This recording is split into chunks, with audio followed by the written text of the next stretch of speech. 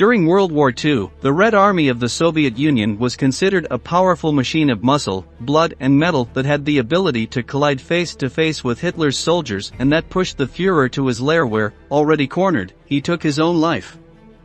Although after this historic conflict the Soviet forces enjoyed greater infamy, becoming the potential enemy of the United States and NATO, it is undeniable that from their creation until their disappearance they have represented one of the most feared armies on Earth. The truth is that, if we carefully review the history of the Red Army, we'll find stories of enormous feats or masterful strategies, even in situations where they had everything to lose. But we'll also find a very extensive amount of errors, insufficiencies, and mistakes. Many historians single out Soviet generals for being ruthless, while others call them butchers, willing to sacrifice endless numbers of their soldiers simply for whatever combat tactics they thought fit.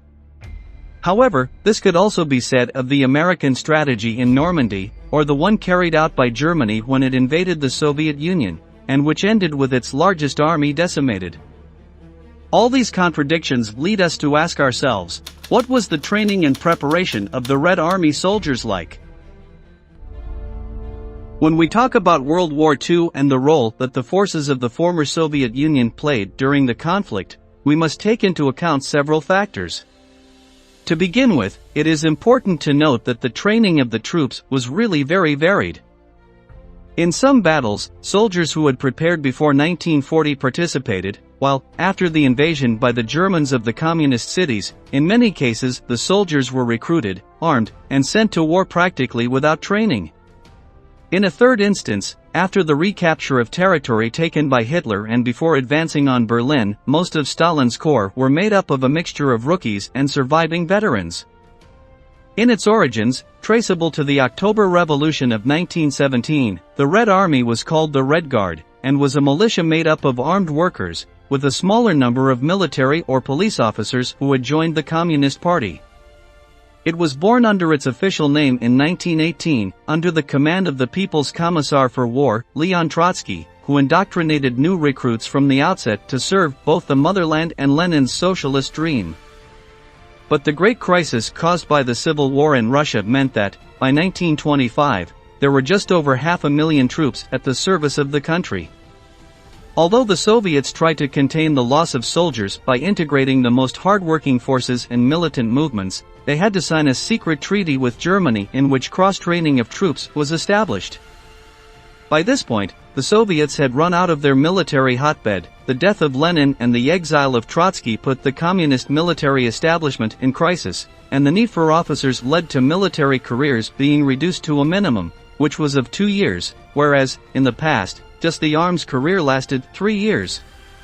Worse still, shortly after graduation, officers were promoted in rank, which lowered the overall quality of lieutenants and admirals. This problem deepened enormously in 1937, the year in which Stalin, distrusting the military institutions of his government, carried out the Great Military Purge. In a single year, the imprisonment and, in some cases, the execution of 30,000 officers, including senior army officials, were ordered. When the Germans invaded the Soviet Union, they found a country devoid of military positions, without decision-making and with power centralized in the figure of Stalin, who turned out to be a neophyte in war matters. Communist troops were poorly prepared, poorly fed, and poorly equipped. Although the uniform they wore was the traditional one, in many cases they had to carry old rifles, from the First World War or the Revolutionary period.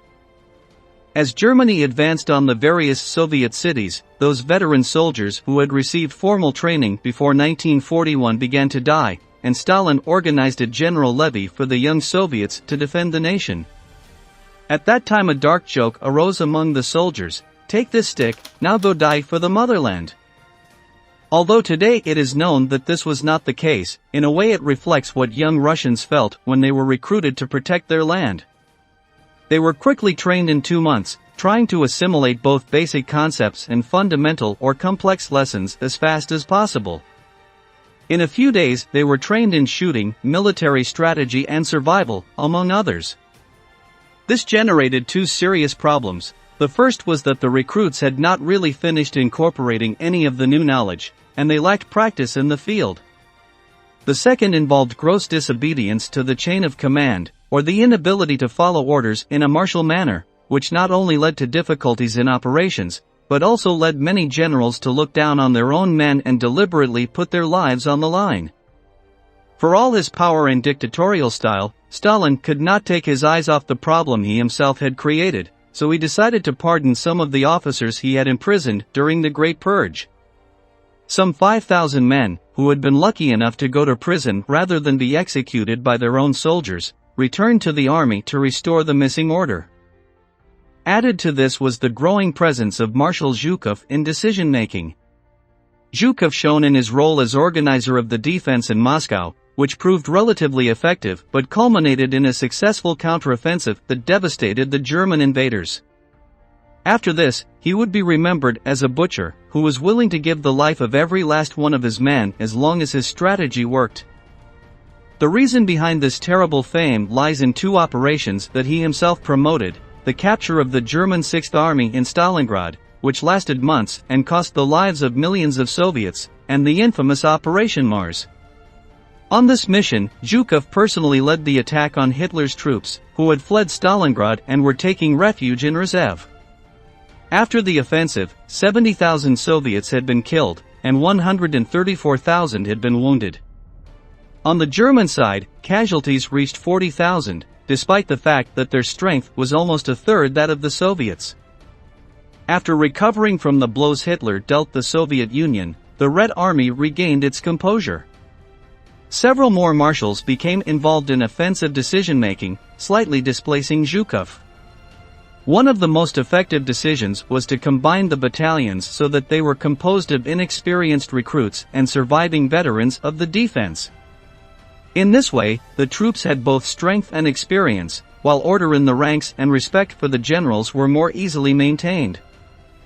Once again confronting his ineptitude, Stalin allowed his generals to recover the original strategic forms, which had been proposed at the time of the revolution, and decided to stop intervening directly in operations.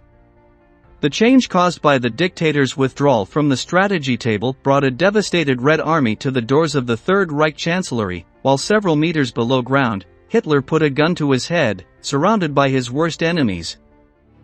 Thank you very much for joining us until the end. And stay tuned for our next video.